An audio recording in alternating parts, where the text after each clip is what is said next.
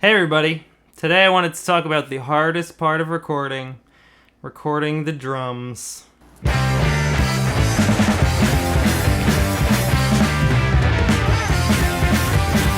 Someone in the biz once told me that to get a good drum sound, even the best people have to spend like 10 hours crafting their drum sound. And it's true. Recording drums is a super finicky process that is just going to take practice before you get anything right. With that in mind, I'm going to go through what I do when I record drums, and hopefully that's going to give you a good place to start. So throughout this, I'm going to be recording the band The Loneliers with their song Sunblock. Just need a sunblock. Need a sunblock. Just need a sunblock. It was a one-off single that they wanted to do, so we just set stuff up and got going. The first thing you're going to want to do is set your drums up in a good position in your room. I don't particularly have a hard and fast rule here. I just put it in the same place in my room because there's space there, which probably if you're recording at home, that is going to be your deciding factor as well, wherever you can actually fit a drum set. If you can move stuff around, you can try out different spaces and do the clap test, which is basically you clap and you listen to how the reverb of your clap sounds. I can't imagine it'll be too different in your room anywhere, but it's something. So once you've decided where to put your drum set, it's time to set up the microphones. So I'm going to be going through all of the microphones that I use and where exactly I put them.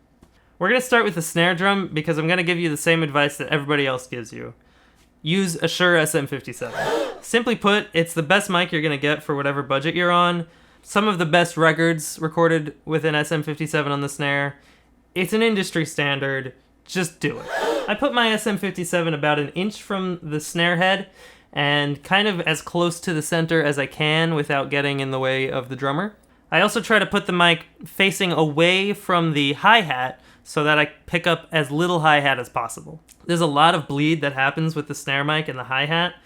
That's very obnoxious, and you want to try to minimize that as much as you can. Alright, next up we're going to go for the kick drum. I use a Shure Beta 52A. I've been experimenting a lot with my kick mic placement, and I haven't been totally sold on anything, but here's what I do. I like to try to place the mic about 9 inches from the front of the kick drum, and I really just kind of use my hand as a guide, and I also try to pretty much center it right in the middle of the kick drum. You may prefer offsetting it from the center a little bit. It gives a different sound. I would say experiment a little bit.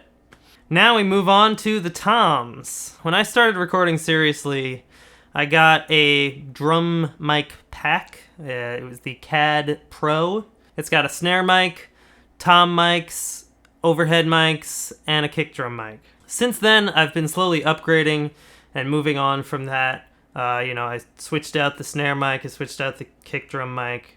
I have not yet switched out the tom mics. So I'm still using the CAD mics that came with that pack. For the toms, I use a system pretty much like the snare drum. I try to keep it about an inch from the head, and I try to get it as close as possible to the center without getting in the way of the drummer. Finally, we can move on to the overhead mics, and wow, are there a lot of options for overhead mics. I could sit here all day talking about each individual option that you could go with, but generally, I'm not going to do it. There's a dumb generally in there. Instead, I'm going to just talk about 2 ways that you can do it, one that I do and one that I used to do. The way that I do my overheads now is called the spaced pair technique. This is where you have 2 condensers that are the same. I use my AKG P170s that you put somewhere to the left and somewhere to the right of your drums, facing straight down at them. I typically place them so the left is pointed right about where the snare and tom meet, and I put the right one kind of toward the front left of the floor tom. For the height, I try to be as far away from the ceiling as possible because the ceiling can cause some really bad reflections. But I also have to try to stay away from the drums themselves so that I can get a pretty good image.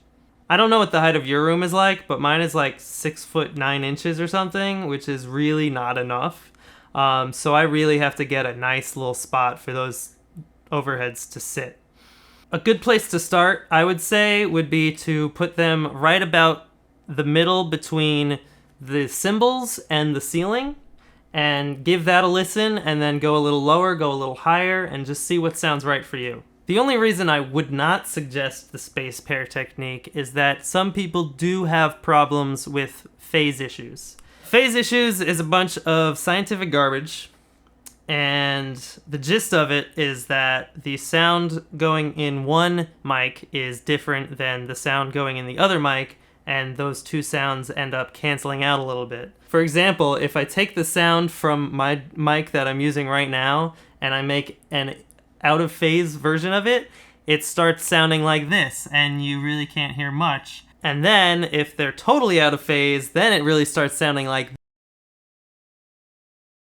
Because of those possible problems, I would end up suggesting the XY technique for your overheads.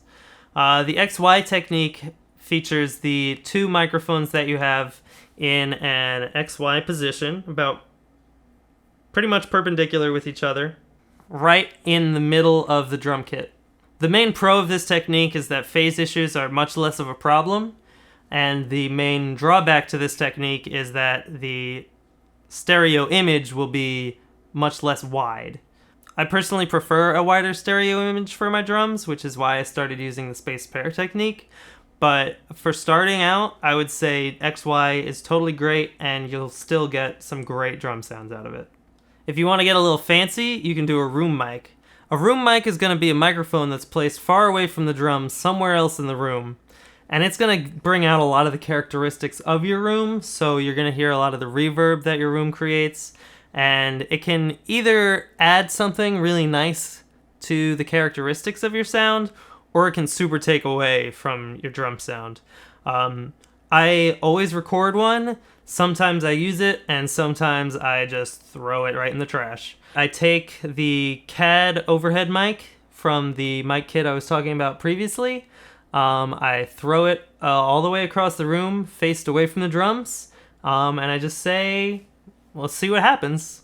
Sometimes it works, sometimes it doesn't. Okay, now we are finally ready to start recording. Well, would you look at that? Not my drumstick. I had Caitlin from the Loneliers come in. She started playing some drums so I could test the levels. It's very important to test your levels because you don't want any clipping, because if you start clipping, it's going to sound like this. And that's all I want to do with that, because I'm sorry that you even had to hear that. You don't want that. That's basically when the sound going into the mic is too loud and it can't handle it, and it just starts sounding like butt. After we got the levels figured out, we got to start recording. We had Jesse, the guitarist, playing the song and playing it into a quiet amp that went through headphones so that Katie could hear the song while she played. Jesse also wound up singing a little bit, which is fine because the drums are so loud and she was so far away that it really didn't come out in the mix at all.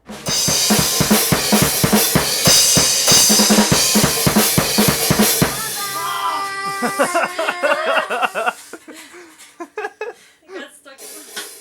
no! Was that the end of the song too? Yes!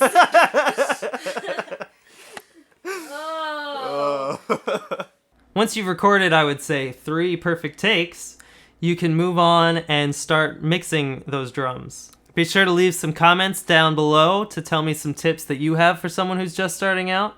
I'm sure everyone has some great ideas that I would like to hear. I've been doing this for a while, but there's always room to grow. Thank you so much for watching. Moving on. Oh, man, Debbie's calling me. All right.